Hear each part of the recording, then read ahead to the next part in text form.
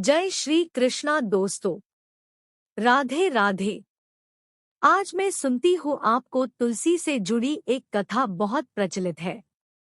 श्रीमद् देवी भागवत पुराण में इनके अवतरण की दिव्य लीला कथा भी बनाई गई है। तो एक बार शिव ने अपने तेज को समुद्र में फेंक दिया था। उससे एक महातेजस्वी बालक ने जन्म लिया। यह बालक आगे चलकर जालंधर के नाम से पराक्रमी दैत्य राजा बना। इसकी राजधानी का नाम जालंधर नगरी था। दैत्यराज कालनेमी की कन्या वृंदा का विवाह जालंधर से हुआ। जालंधर महाराक्षस था। अपनी सत्ता के मद में चूर उसने माता लक्ष्मी को पाने की कामना से युद्ध किया, परंतु समुद्र से ही उत्पन्न होने के कारण माता लक्ष्मी ने उसे अपने भाई के रूप में स्वीकार किया। वहां से पराजित होकर वह देवी पार्वती को पाने की लालसा से कैलाश पर्वत पर गया। भगवान देवाधिदेव शिव का ही रूप धरकर माता पार्वती के समीप गया, परंतु मां ने अपने योगबल से उसे तुरंत पहचान लिया तथा वहां से अंतर्ध्यान हो गई। देवी पार्वती ने क्रुद्ध होकर सारा वृतांत भगवान विष्णु को सुनाया। जालंधर की पत्नी वृंदा अत्यंत पतिव्रता स्त्री थी। उसी के पतिव्रत धर्म की शक्ति से जालंधर न तो मारा जाता था और न ही पराजित होता था। इसीलिए जालंधर का नाश करने के लिए वृंदा के पतिव्रत धर्म को भंग करना बहुत जरूरी था। इसी कारण भगवान विष्णु ऋषि का वेश धारण कर वन में जा पहुँचे, जहाँ वृंदा अकेली भ्रमण कर रही थी। भगवान के साथ दो मायावी राक्षस भी थे, जिन्हें देखकर वृंदा भयभीत हो गई। ऋषि ने वृंदा के सामने पल में दोनों को भस्म कर दिया।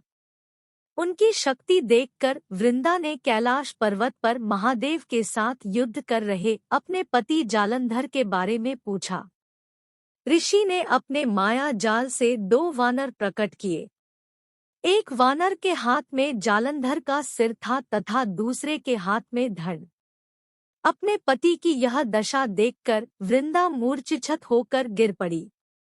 होश में आने पर उन्होंने ऋषि रूपी भगवान से विनती की कि वह उसके पति को जीवित करें।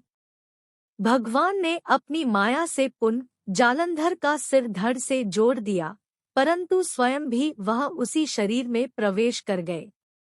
वृंदा को इस छल का जरा आभास न हुआ। जालंधर बने भगवान के साथ वृंदा पतिव्रता का व्यवहार करने लगी, जिससे उसका सतीत्व भंग हो गया। ऐसा होते ही वृंदा का पति जालंधर युद्ध में हार गया। इस सारी लीला का जब वंदा को पता चला, तो उसने क्रुद्ध होकर भगवान विष्णु को शिला होने का श्राप दे दिया तथा स्वयं सती हो गई। जहाँ वृंदा भस्म हुई, वहाँ तुलसी का पौधा उगा।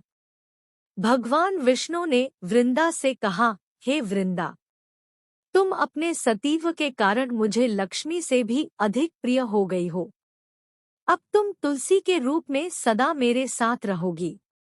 जो मनुष्य भी मेरे शालिग्राम रूप के साथ तुलसी का विवाह करेगा, उसे इस लोक और परलोक में विपुल यश प्राप्त होगा।